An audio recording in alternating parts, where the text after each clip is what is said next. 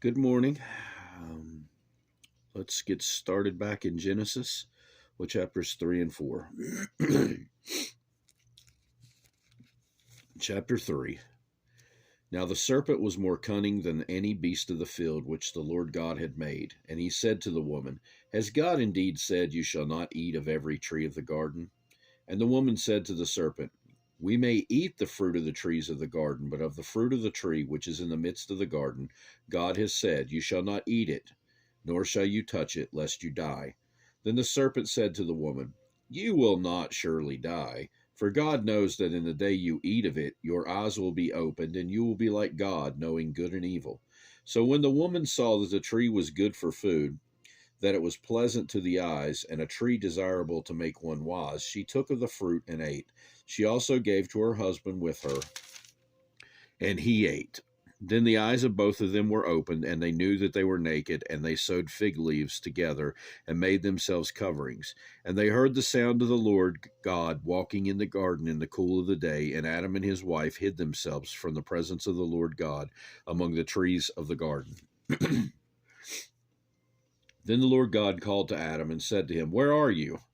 So he said, I heard your voice in the garden, and I was afraid because I was naked, and I hid myself.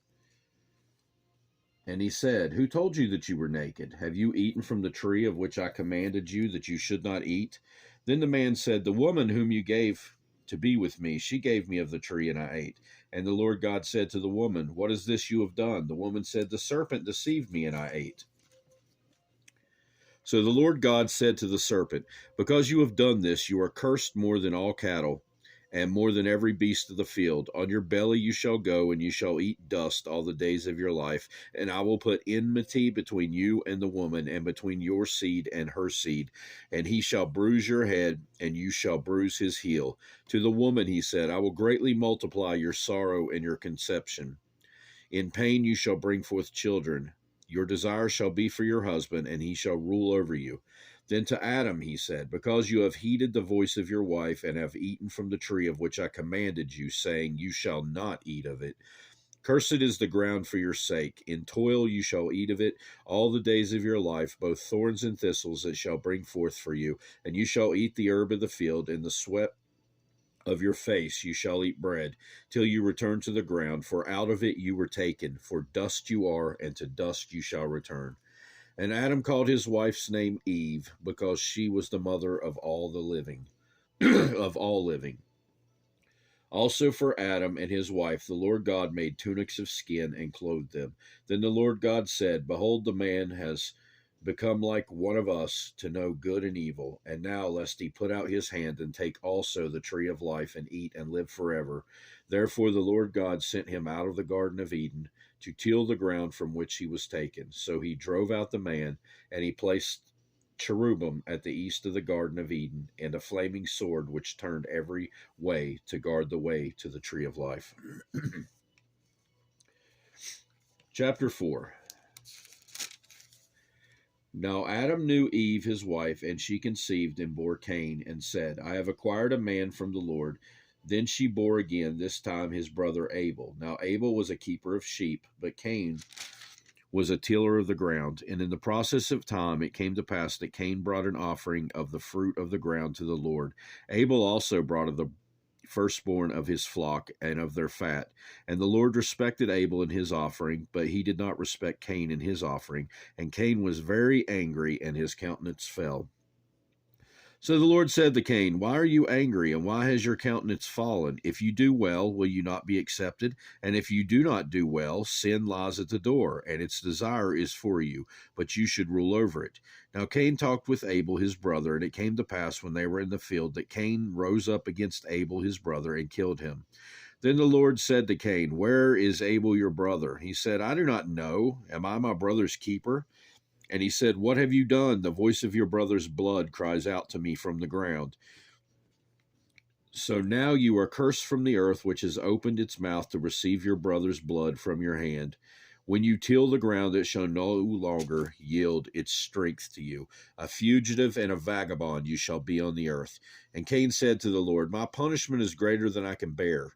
Surely you have driven me out this day from the face of the ground. I shall be hidden from your face. I shall be a fugitive and a vagabond on the earth. And it will happen that anyone who finds me will kill me. And the Lord said to him, Therefore, whoever kills Cain, vengeance shall be taken on him sevenfold. And the Lord set a mark on Cain, lest anyone finding him should kill him. Then Cain went out from the presence of the Lord and dwelt in the land of Nod on the east of Eden. And Cain knew his wife, and she conceived and bore Enoch. And he built a city and called the name of the city after the name of his son Enoch.